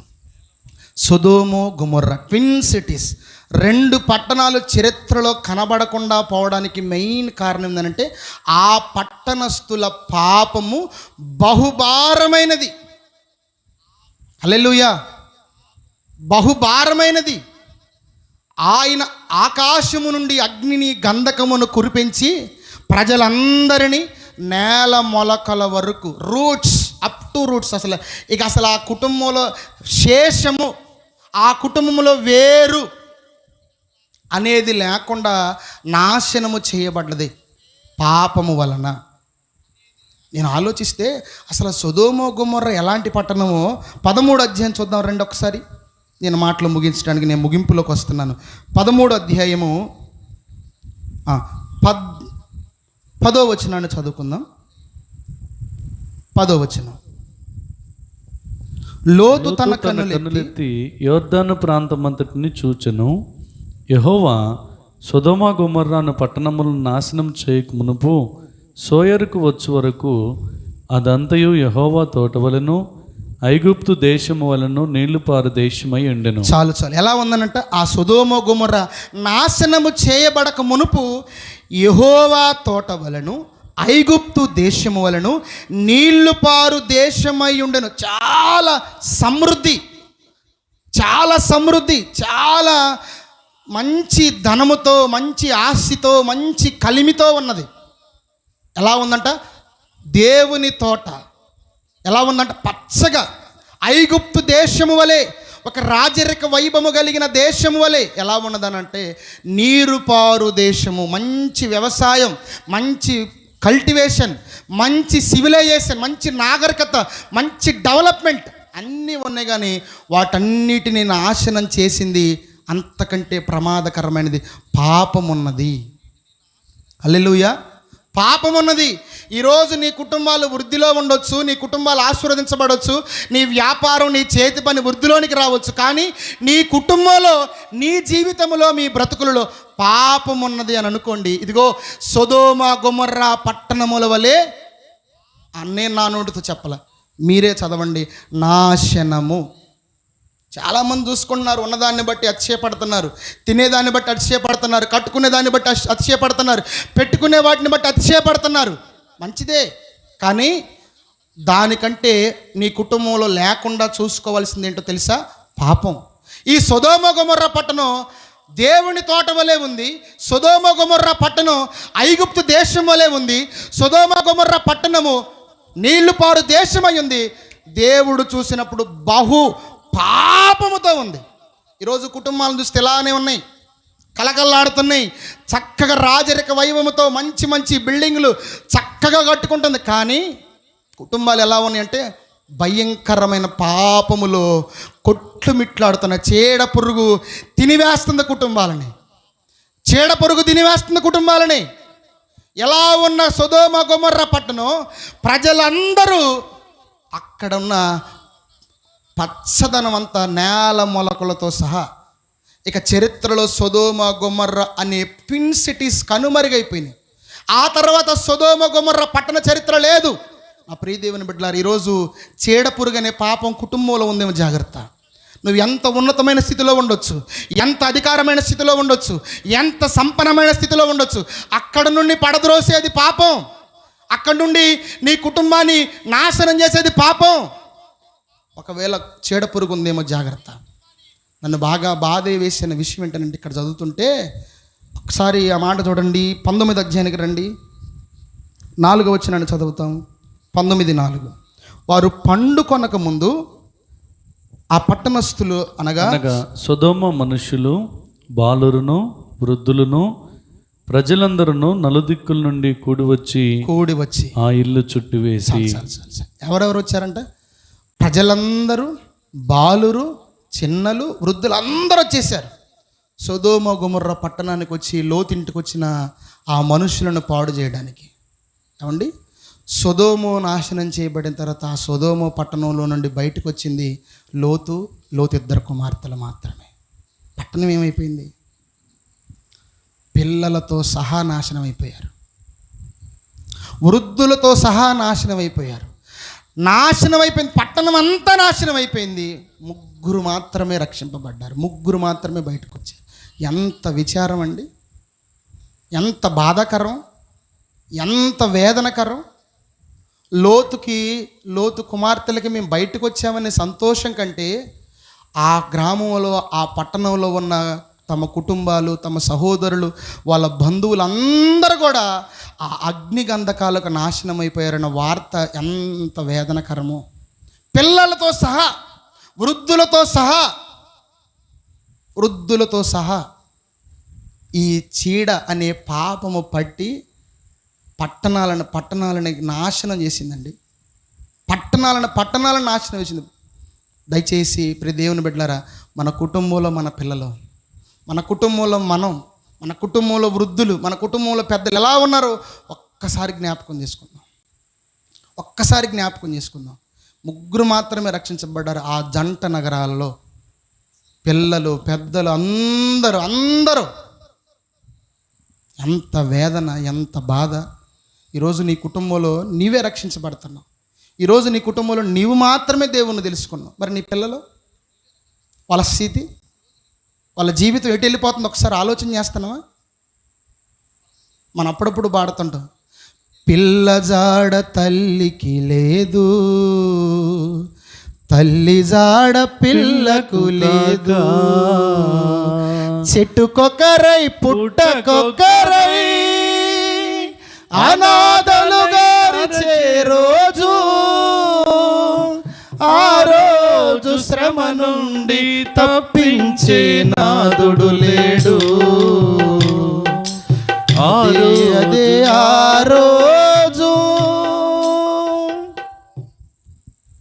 రోజు రాక మునుపే పిల్లల కొరకు, నీ ఇంట్లో నీ భర్త కొరకు, ఇంట్లో రక్షింపబడిన వారి కొరకు ఇప్పుడే మంచి సమయం. ముగ్గురే వచ్చారు, పట్టణం అంతా నాశనం అయిపోయింది. ఏమండి, ప్రభు దినమందు ఆ శ్రమలలో నీ ఒక్కదానివే పరలోకానికి వెళ్తావా? పిల్లలొద్దా? ఈరోజు మనం మాత్రమే వెళ్ళడానికి కాదండి ఈ కూడికల ద్వారా దైవజనుల ఆశ, దేవుడు ఒక్కరినైనా మార్చి తన రాజ్యములోనికి నడిపిస్తాడనే ఆశ. హల్లెలూయా. గొంగలి పురుగులు విడిచిన దానిని మిడతలు తినివేస్తున్నాయి, మిడతలు విడిచిన దానిని పసర పురుగులు తినివేస్తున్నాయి, పసర పురుగులు విడిచిన దానిని చీడ పురుగులు తినివేస్తున్నాయి. ఈరోజు విచారములు కుటుంబాలను తినివేస్తుంది, శత్రువులు కుటుంబాలను తినివేస్తున్నాయి, ఈరోజు అనారోగ్యములు కుటుంబాలను తినివేస్తున్నాయి, ఈరోజు పాపము కుటుంబాలను తినివేస్తుంది. ఈరోజు ప్రభువ, నేను పాపములో ఉన్నాను నాయన, ఘోరమైన పాపములో పడి ఉన్నానని నువ్వు ప్రభు సన్నిధిలో ఒకవేళ ఆయనను వేడుకోగలిగితే ప్రభు నీ జీవితంలో గొప్ప కార్యము జరిగించి నీ పాపములన్నీ క్షమించగలిగిన దేవుడు. రండి ఒక మాట చదువుకుందాం. యోహాను రాసిన మొదటి పత్రిక మొదటి అధ్యాయము చదువుదాం. 9వ వచనం. మన పాపములను మనం ఒప్పుకొని ఎడల ఆయన నమ్మదగిన వాడును నీతిమంతుడును, క్షమించి సమస్త దుర్నీతుల నుండి మనల్ని పవిత్రులునిగా చేయును. మనం ఎంత ఘోరమైన పాపములో ఉన్నాం. ఈరోజు నేను చేస్తున్న పాపం ఎవరో చూడట్లే అని అనుకోవద్దు. పాపం ఎలాంటిదో చెప్పిన ఒక సంవత్సరం క్రితం ఏలూరులో జరిగింది ఒక సంఘటన.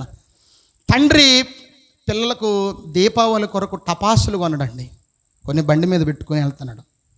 ఈ దీపావళి బాంబులు నా పిల్లలకి ఇస్తే ఎంత సంతోషంతో వీటిని పేల్సంగలోనే డబ్బులు పోయినాయి, కానీ పిల్లల కళ్ళల్లో ఆనందం, ముఖంలో ఆనందం చూసి తండ్రి సంతోషపడాలని స్కూటీ ముందు పెట్టుకొని వెళుతున్నాడు. ఇది ఒకటే స్కూటీ మీద ఉండగానే తన ఆలోచన అంతా తన పిల్లల మీదే ఉంది. ఈ బాంబులను త్వరగా తీసుకుని వెళ్ళే పిల్లలకి ఇవ్వాలి, వాటిని పేల్చి పిల్లలు సంతోషపడాలి అని తండ్రి అనుకొని స్కూటీని డ్రైవ్ చేసి వెళ్తున్న సమయంలో అనుకోకుండా స్కూటీలు ఆ బాంబులో ఇంతే ఉందంట. ఎల్లిపాయ బాంబు, ఉల్లిపాయ బాంబు. మీరేమంటారు? గట్టిగా నేలకేసి కొడితే పగిలిపో తెలుసా? ఆ ఉల్లిపాయ బాంబు అది పేలి ఆ బండిలో ముందు పెట్టుకొని తీసుకొని వెళుతున్న ఆ బాంబులన్నిటికీ చిచ్చు పెట్టేసి ఆ బాంబులన్నీ పేలితే స్కూటీ ముక్కలైపోయి, ఇతడు ముక్కలైపోయి, ఏమండి ఇంటి దగ్గర మరలా ఏం మోగుతున్నాయి తెలుసా? ఇతని శవం ముందు బాంబులు మోగుతున్నాయి. పాపం ఇంతదే అనుకుంటున్నాం. పాపం ఎలాంటిది తెలుసా? నువ్వు చేస్తున్న ప్రతి పాపం చుట్టి చుట్టి చుట్టి చుట్టి చుట్టి ఎల్లిపాయ బాంబు దాచినట్టు దాస్తున్నా కానీ దాని విస్ఫోటనం, దాని బ్లాస్ట్ కుటుంబాన్ని నాశనం చేస్తుంది. అంత ప్రమాదకరం. ఈ పసరు పురుగులు, అనారోగ్యములున్నా, ఈ శత్రువులున్నా, తర్వాత ఈ విచారములున్నా ఏమి మనం బాధపడాల్సిన అవసరం లేదు. కానీ కుటుంబంలో జాగ్రత్త. తన ఆలోచన పిల్లలకు అందించి వాళ్ళ కళ్ళల్లో, వాళ్ళ ముఖంలో ఆనందం చూడాలనుకున్నాడు. కానీ ఏలూరు పట్టణంలో జరిగిన బహుభయంకరమైనది. స్కూటీ పేలిపోయింది, తను పేలిపోయాడు, శరీరం, దేహం మొక్కలైపోయిందండి, మొక్కలైపోయింది. ఆ ప్రియ దేవుని బిడ్డలారమ్మా, జాగ్రత్త. మన కుటుంబంలో ఏముంది? మన కుటుంబంలో ఏమి దాగి ఉంది? నువ్వు ఎప్పుడైతే అణిచి, దాచి, తొక్కిపడితే ఆ పాపాన్ని దాయాలనుకుంటున్నావో అది దాని విస్ఫోటనం చాలా ప్రమాదం, చాలా భయంకరం. ఈరోజు చీడ అనే పాపం కుటుంబాలను తినివేస్తుంది. రైతు వ్యవసాయం చేసేటప్పుడు పంటకి చీడబడి తుంచుతురా ఏం చేస్తాడో ఒక 2-3 సంవత్సరాల క్రితం చూసినాం. కరోనా తర్వాత వచ్చింది ఏంటంటే పంట పొలాలన్నిటికీ చీడబట్టింది. తగలబెట్టేశారు రైతులు, తగలబెట్టేశారు. నేల మొలకల వరకు ఉంచరు. ఎందుకంటే మరలా మొలిచి ఆ పంట వస్తుందేమో, మరలా చీడొస్తుందేమోనని. ప్రియదేవుని బిడ్డలారా, కుటుంబాలు నేడు ఇలా కనపడుతున్నాయి, ఇలా ఉంటున్నాయి కుటుంబాలు, ఇలా దేవునికి కనపడుతున్నాయి. ఆనాడు ఏవేలు ప్రవక్త ఇశ్రాయేలు కుటుంబాలతో తెలియజేసిన మాట ఈరోజు ఈ రాత్రి ప్రభు మనతో తెలియజేస్తున్న మాట. ఇటువంటి కుటుంబాలు ఏం చేయాలి ప్రభువా? ఏం చేయాలి ప్రభు అంటే ఒక 3 మాటలను చకచక చూపిస్తాను. మరలా రండి, యోవేలు గ్రంథం 1వ అధ్యాయము 5వ వచనాన్ని చదువుకుందాం. 5వ వచనాన్ని చదువుకుందాం. 10వ అధ్యాయం 5వ వచనం. మత్తులారా మేల్కొని కన్నీరు విడువుడి. ఎంత జరుగుతున్న ఎలా ఉన్నారంట? మత్తు. ఎట్లున్నారు? కుటుంబాలు తినివేయబడుతున్నా, విచారములు కుటుంబాలను తినివేస్తున్నా, రోగాలు కుటుంబాలను తినివేస్తున్నా, శత్రువులు కుటుంబాన్ని తినివేస్తున్నా, పాపము కుటుంబాన్ని తినివేస్తున్నా. మా కుటుంబం సూపర్ అని ఒక మత్తులో ఉన్నారు. ఈరోజు దేశం ఒక మత్తు, రాష్ట్రం ఒక మత్తు, గ్రామాలు ఒక మత్తు, యవ్వనస్తులు ఒక మత్తు. జాగ్రత్త, జీవితము తినివేయబడుతుంది. మత్తులారా మేల్కొని కన్నీరు విడువుడి. ఏం చేయాలంట? కన్నీరు. ప్రభు సన్నిధిలో, ప్రభువా మా కుటుంబాలు ఎలా ఉన్నాయి, మా బ్రతుకులు ఎలా ఉన్నాయి, కన్నీరు విడవాలా. మీకు ఒకసారి చెప్పాను కన్నీటి విలువ ఎంత గొప్పదో, ఎంత గొప్పదో. ఒకసారి జ్ఞాపకం చేస్తాను. యేసు ప్రభు దగ్గరికి అతను సీమోను అనే కుష్ఠరోగి ఇంట్లో భోజనాన్ని కూర్చుంటే భోజనానికి ఆహ్వానించబడ్డాడు యేసు ప్రభు. కూర్చొని భోజనం చేస్తుంటే ఒక పాపాత్మురాలైన స్త్రీ వచ్చి యేసు ప్రభు యొక్క దగ్గరకు వచ్చి విలువైన అత్తరు తీసుకొని వచ్చి పగలగొట్టి యేసు ప్రభు పాదాల మీద పోసి, అస్తర పోసి కురులతో తుడుస్తూ, కన్నీళ్ళు కారుస్తూ ఆయన పాదాలను తడుపుతూ వాటిని కూడా తుడుస్తుంది. యేసు ప్రభు పాదాలను తాకేది అత్తరో కన్నీరో ఆయనకు తెలుసు. ఈ రెండింటిని గమనిస్తున్నాడు. నా పాదాలను తాగుతుంది అత్తరు, నా పాదాలను తాగుతుంది కన్నీరు. ఆయన వెంటనే అంటుంటో, నీ కన్నీరు నీ కంటిలో నుంచి కారిందనంటే నీ పాపము, ఆ పాపం వలన నువ్వు ప్రభు దగ్గరకు వచ్చావు. పశ్చాత్తాప హృదయాన్ని బట్టి నీ గుండె బరువెక్కి ఈరోజు కన్నీరు కార్చి ఇక ముందు నుండి నేను పాపం చేయకూడదని బ్రతకడానికి ఒక మంచి తీర్మానం తీసుకున్నావు. కాబట్టి నీ కళ్ళలో నుండి కన్నీరు గారుతాయి. అమ్మా, నీ పాపములు క్షమింపబడి ఉన్నవి పో అన్నాడు. హల్లెలూయా. మనం కార్చే కన్నీరు మన కుటుంబంలో ఎవరికి తెలియదు. ఎందుకు ఏడుతుందో ఏం పని లేదంటారు. కానీ నీ కన్నీరు ఆయనకు తెలుసు. నీ కన్నీరు ఆయనకు తెలుసు. నీ కన్నీటిని టెస్ట్ చేసి ఆయన చెప్పగలడు. నువ్వు కుటుంబం కొరకు విచారములతోను బట్టి, కుటుంబంలో ఉన్న అనారోగ్యాలను బట్టి, కుటుంబంలో ఉన్న సమస్యలను బట్టి నువ్వు కన్నీరు గారుస్తున్నావు, ఆయనకు తెలుసు. ఆ టెస్ట్ నీకు చేసి నీ జీవితంలో ఒక రిజల్ట్ ఇవ్వగలడు ఆయన. హల్లెలూయా. కన్నీరు విడవండి, మేల్కోండి మత్తులారా. ఎంతకాలం ఈ మత్తు, ఎంతకాలం ఈ ద్రాక్షరసం, అనగా ఎంతకాలం ఈ వైన్, ఎంతకాలం ఈ గుట్కా, ఎంతకాలం ఈ పాన్పరాకు, ఎంతకాలం ఈ సిగరెట్లు, ఎంతకాలం నీ దేహాన్ని తిరివేసాయి నువ్వు తింటావు. వద్దు, ఇది మొదలుకొని వాటిని విడిచిపెడదాం. కుటుంబాలు ఉన్నాయి, పిల్లలు ఉన్నారు, వాళ్ళ భవిష్యత్తు, వాళ్ళ జీవితం ఎంతో అందంగా నువ్వు తీర్చిదిద్దాలి. దేవుడు అంత గొప్పగా నీ జీవితంలో పిల్లలను అనుగ్రహించాడు. హల్లెలూయా. మా అత్తగారింట్లో కుర్చీ ఉంది, పిల్లలుగే కుర్చీ. పాపకు తీసుకున్నారు, అది మామయ్య గారు తీసుకొని పాప బయటికి తీసుకొచ్చింది. నాకు కావాలని మా బుడ్డోడు అంటాడు. నాకు అనిపించింది, ప్రభువా ముందు పుట్టిన వాళ్ళు చాలా సాక్రిఫైస్ చేయాలని. నా మాట ఎంత అర్థం కాలేదనుకోండి. హల్లెలూయా.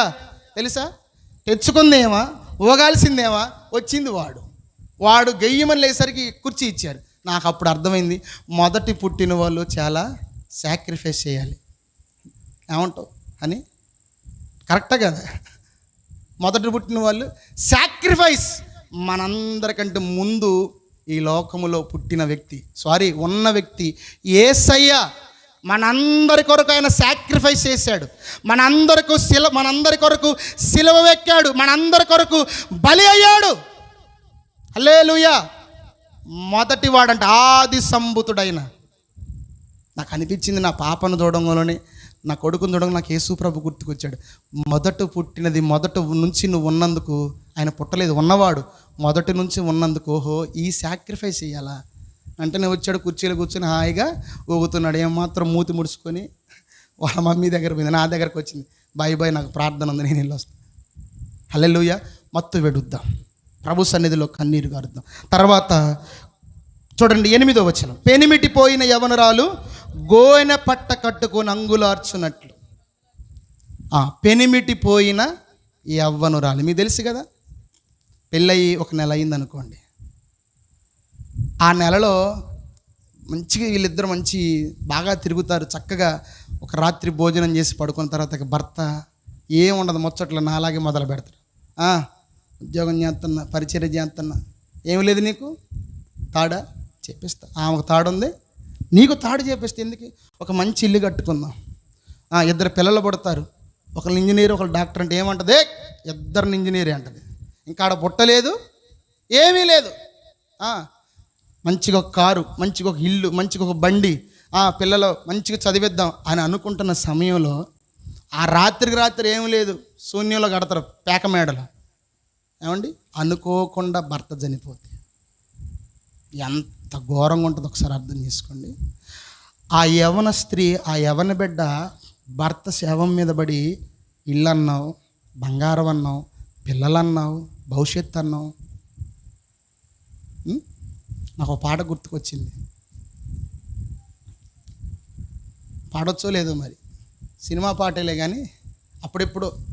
పారానింకా తెలుసా, ఆరను లేదు తోరణాలు శ్మశానానికే. నాకు అసలు ఈ వాక్యం చదివినప్పుడు పెనిమిటి పోయిన యవ్వనరాల జీవితం శూన్యం. ఇల్లు అన్నాడో, బంగారం అన్నాడో, పిల్లలు అన్నాడో, భవిష్యత్తు అన్నాడో, బండి అన్నాడో, నాకు బంగారం అన్నాడో, ఏమీ లేదు, నన్ను ఒంటరి చేసి వెళ్ళిపోయాడని ఈ గుండెల బాదుకుంటున్న ఈ యవ్వన స్త్రీ ఆ శవం మీద పడి జనులందరూ చూసినప్పుడు, ఏమండి అతనికి వీళ్ళు ఏమీ కాకపోయినా వీళ్ళు అతనికి ఏం కాదు, వీళ్ళు బోర్ను అని ఈ అమ్మాయి కంటే ఎక్కువ బాగా ఏడుస్తారు. మన బ్రతుకులు అయ్యా తినివేయబడుతున్నాయి, మా జీవితాలు శూన్యం, మా బ్రతుకులు తినివేయబడుతున్నాయి, ఏమీ లేదని ప్రభు సన్నిధిలో పెనిమిటిపోయిన యవ్వనురాల వలె మనం అంగలార్చాలి. హల్లెలూయా. ఇలా చేస్తే చివరి మాట నేను చూపిస్తాను. చూడండి 2వ అధ్యాయము 12వ వచనం. ఇప్పుడైనను మీరు ఉపవాసం ఉండి కన్నీరు విడుచు దుఃఖించుచు మనపూర్వకంగా తిరిగి నా యొద్దకు రండి. ఇప్పుడైనా, స్టిల్ నౌ, ఇప్పుడైనా సరే, ఇక ఆలస్యం లేదు, ఇప్పుడైనా మీరు వస్తే తిరిగి నా యొద్దకు వస్తే, ఇంతకుముందు ఎక్కడెక్కడో తిరిగావు, ఏదేదో చేసావు, దేనికో మొక్కావు, దేన్నో ఆరాధించావు, ఇప్పుడైనా తిరిగి మనపూర్వకంగా నా యొద్దకు వస్తే ఆయన చేసేది 18వ వచనంలో చూడండి. అప్పుడు, ఇప్పుడు చెప్పండి, అప్పుడప్పుడు అంటారే, చదువుకోరా, ఇప్పుడు చదువుకుంటే అప్పుడు నీ భవిష్యత్తు బాగుంటుంది. ఇప్పుడు పని నేర్చుకోరా, అప్పుడు నీ జీవితం ప్రయోజనకరంగా ఉంటుంది. ఇప్పుడు నువ్వు చేసేదాన్ని బట్టి అప్పుడు ప్రభు నీ జీవితంలో గొప్ప కార్యాలు చేస్తాడు. హల్లెలూయా. ఆయనకి ఇన్స్టాంట్ కాఫీ లాగా ఇన్స్టాంట్ భక్తి అస్సలు నచ్చదు. అర్థమైంది? శ్రమణంగా ప్రభు నీకు స్తోత్రాలు, ఈ రోజు నుండి ఒక వారం రోజులు ఏం తినను, ఉపవాసం ఉంటానంటే నీ ఉపవాసం వద్దు, నువ్వు వద్దు అంటాడు. నిజం. శ్రమ రాక మునిపే ప్రభు సన్నిధిలో కనిపెట్టాల. ఎక్స్టెండ్ అవుతుంది అనుకున్నా. దానియేలు గారి గురించి తెలుసు అందరికీ. సింహాల బోన్లో ఆయన ఏం ప్రార్థన చేయలే. సింహాల బోన్లో పడంలో సైలెంట్ అయిపోయాడు. ఈ సింహాలకు కూడా అర్థం కాలేదు, ఏంది ఇంత సైలెంట్ అయిపోయింది, మేము వైలెంట్ అనుకుంటే సింహాలు దానియేలుకి వెళ్ళి చూడంలోని అరుతుడేమో కేకలు ఎత్తడేమో మీద పడదామని ఈ చూస్తుంటే ఒక్కటే సైలెంట్ అయిపోయి ప్రభువుకు అప్పగించుకున్నాడు. హల్లెలూయా. ఏం మాట్లాడట్లా. ఆడుండి, ప్రభు ఈ సింహాలు ఎక్కువైపోయినాయి, గర్జన ఎక్కువైపోయింది, నన్ను కాపాడు ప్రభువా, నువ్వు కాపాడితే ఇది మొదలుకొని నమ్మకంగా భక్తిగా అసలు నేను జీవిస్తా. ఏమి లేదండి, సైలెంట్ అయ్యి ఈ సింహాలకు బుర్ర తిరిగిపోయిన, ఏం అర్థం కావట్లా. ఏంటంటే మేము వైలెంట్ అయితే ఈడేంటి ఎంత సైలెంట్గా ఉన్నాడో. ఎందుకో తెలుసా, అంతకు ముందు నుంటే దానియేలు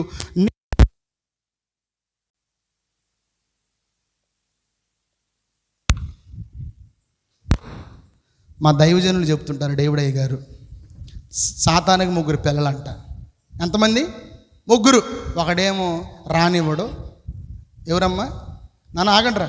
ఒకడేమో రానివ్వడు, ఒకడేమో ఉండనివ్వడు, ఒకడేమో విననివ్వడంట. ఎవరిని తీసుకొచ్చారు మా ఇంటి దగ్గర నుంచి నాకు తెలియదు. రానివ్వడు ఇంటి దగ్గర నుండి, వచ్చిన ఉండనివ్వడు, ఉన్న నేను విననివ్వడు. హల్లెలూయా. నా మాట అర్థమవుతుంది? ఇప్పుడు నువ్వు చేసేదాన్ని బట్టి అప్పుడు యెహోవా నీ విషయంలో రోషము పోని. హల్లెలూయా. దావీదు సింహాల గుహలో ప్రార్థన చేయలే, సైలెంట్ అయిపోయాడు. ఈ సింహాలకు కూడా ఏం అర్థం కాలేదు. ఏంటి ఇంత సైలెంట్గా ఉన్నాడు ఏంటరా, మేమేదైనా చేద్దామనంటే అసలు ఏం మాట్లాడట్లేదు. ఎందుకంటే అంతకు ముందు నుంచి అతని గురించి రాయబడిన మాట తెలుసా, నిత్యము దేవునిని సేవించువాడు. హల్లెలూయా. శ్రమ రాకమునిపే ఇవి తినివేయబడక ముందే మనం ఒక భక్తి జీవితాన్ని, ఒక ప్రార్థన జీవితాన్ని మనం అలపరుచుకుందాం. ఇప్పుడు నువ్వు చేసేదాన్ని బట్టే భవిష్యత్తులో నీ కుటుంబాలు, నీ జీవితము, మీ బ్రతుకులు, మీ పిల్లల జీవితాలు దేవుడు అభివృద్ధి పరిచి నీ విషయంలో ఏదైనా సరే రోషము పూని నీ కొరకు కార్యం చేస్తాడు. హల్లెలూయా. ఇప్పుడు ఏవైతే తినివేస్తున్నాయో వాటి విషయంలో దేవుడు ఏం చేశాడో ఒక్క మాటగా చివరిది 2వ అధ్యాయం 25వ వచనం. 2వ అధ్యాయము 25వ వచనం. మీరు కడుపార తిని తృప్తి పొంది మీ కొరకు వింత కార్యములు జరిగించిన మీ దేవుడైన యెహోవా నామమును స్తుతించునట్లు నేను పంపిన మిడతలను, గొంగలి పురుగులను, పసరు పురుగులను, చీడ పురుగులను అను నా మహాసైన్యమును తినివేసిన సంవత్సరముల పంటను మీకు మరలా నిత్తును. హల్లెలూయా. ఏదైతే తినివేయబడిందని మీరు బాధపడుతున్నారో ప్రభు అంట మరలా దాన్ని ఇస్తాడు. ఎందుకంటే ఆయన నామము నీ కుటుంబాలలో, మీ జీవితాలలో స్తుతింపబడాలి. ఆమేన్. హల్లెలూయా. 4 మాటలు చెప్తే నేను ముగించి సెలవు తీసుకుంటాను ఈ రాత్రి. చెప్పండి. గొంగలి పురుగులంటే విచారములు. ఎవరు గుర్తుకు రావాలి మనకి? నెహెమ్యా. తర్వాత 2వది మిడతలంటే శత్రువులు. ఎవరు గుర్తుకు రావాలి? అబ్రహాము. 3వది పసరు పురుగులు అంటే అనారోగ్యములు. ఎవరు గుర్తుకు రావాలి? కోనేటి దగ్గర 38 సంవత్సరాల వ్యాధితో పడి ఉన్న వ్యక్తి. తర్వాత చీడ పురుగులు అంటే మనకు ఎవరు గుర్తుకు రావాలంటే సొదొమ గొమొర్రా ప్రజలు. పట్టణం పూర్వం ఎంత బాగుంది, పాపం వలన ఆ పట్టణం ఎలా బోర్లదోయబడింది ఒకసారి జ్ఞాపకం చేసుకుందాం. ఇలా ఉన్న మత్తుతో మనం బ్రతుకుతున్నావేమో దేవుడు ఈరోజు చెప్తున్నాడు, మత్తు వీడు, కన్నీరు విడుచు, దేవుని వైపుకు తిరుగు. ఇదిగో పెనిమిటి పోయిన యవనురాల వలె ఒక ప్రార్థన జీవితాన్ని ప్రభువు మీద ఆధారపడి బ్రతికితే ఇప్పుడు నువ్వు చేసేదాన్ని బట్టి అప్పుడు యెహోవా మన దేవుడు మన ఎడల రోషము పూని మన జీవితంలో తినివేయబడిన వాటన్నిటిని మరలా మనకు అనుగ్రహించునుగాక. ఆమేన్. ఇటు సమయాన్ని ఇచ్చిన మామగారికి, అదేవిధంగా శ్రద్ధతో నన్ను భరించినందుకు మీ అందరికి కూడా ప్రభునామములో నా నిండు హృదయాలు వందనాలు తెలియజేస్తూ, నా కోసం ప్రార్థన చేయండి. చేస్తున్న పరిచర్య కోసం, పిల్లల కోసం మీరు ప్రార్థన చేయండి. చేస్తున్నారని నా నమ్మకం. మీ అందరికి కూడా మరొకసారి ప్రభునామములో వందనాలు. హల్లెలూయా.